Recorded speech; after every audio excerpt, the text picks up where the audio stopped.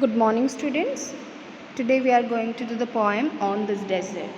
Beta, this poem is about the desert.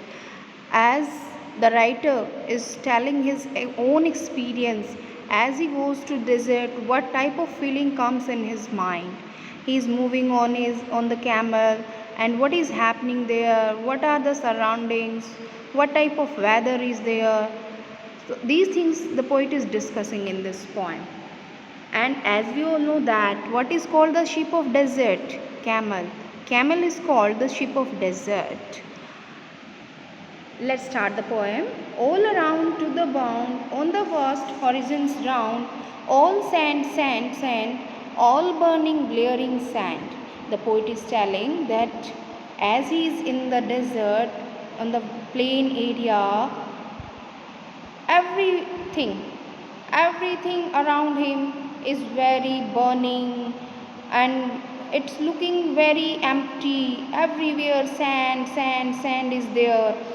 As he could see, as much far he could see, whatever, wherever he could see, there only sand is there.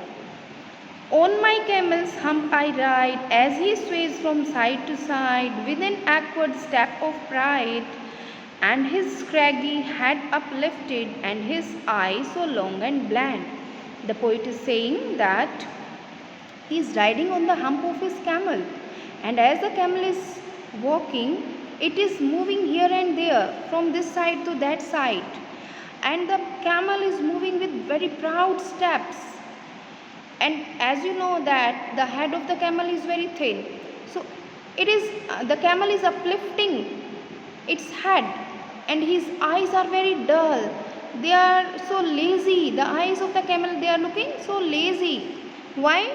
Because we can think it ourselves, as it is desert, no else one is there, so there is loneliness in the eyes of the camel. No one is there, no other thing is there, only sand, sand, sand. The sun is shining, it's hot, the sand is also hot, everything is deserted there.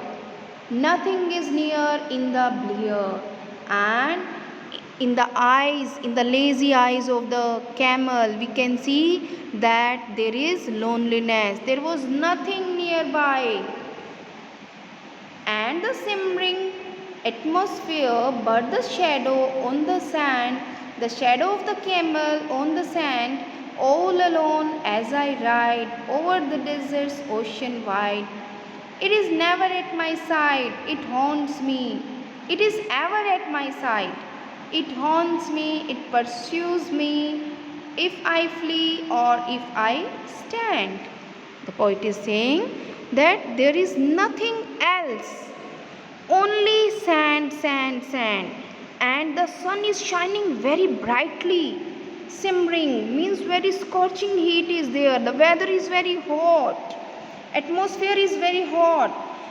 But one thing is there, the only thing is there, that is the shadow of the camel. The shadow of the camel. So the poet is saying that there is nothing else in the desert. The shadow of the camel is walking with the poet. How it is walking with the poet? The poet is sitting on the camel, and there is the shadow of the camel on the sand. And the poet is saying that as I am riding on the camel, one thing only there is that is following him, and that is the shadow of the camel. And the poet is saying, it is ever at my side. Ever means always. Underline the word ever, and you can write here always. It is always at that side of the poet. It haunts me. Haunts means who haunts? Ghost. So it haunts the poet. It pursues me. Pursues, it follows the poet. If I flee, if I try to escape, then it always stands by my side, by the side of the poet. So we all know that we can't leave our shadow. Our shadow is always with us. If we want to escape, we can't escape. So in the same way it is happening with the poet also. The poet is sitting on the camel, and the sun is shining very brightly. Due to that, the shadow of the camel is going on the sand. It is falling on the sand. So can we escape it? No, we can't escape it.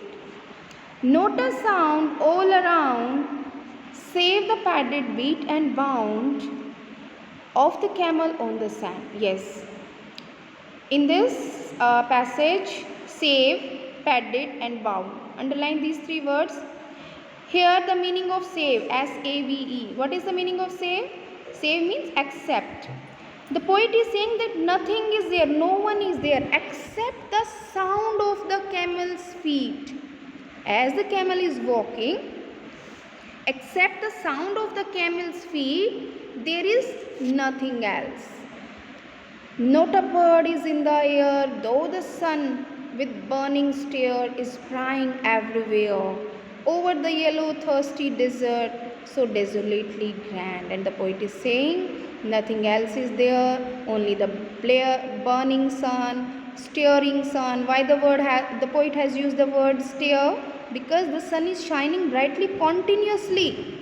It's very hot there, and it is everywhere. The hot weather is there everywhere over the yellow thirsty desert. And why the poet has used for the desert thirsty? Because there is very less rainfall, and due to that less rainfall the desert is thirsty.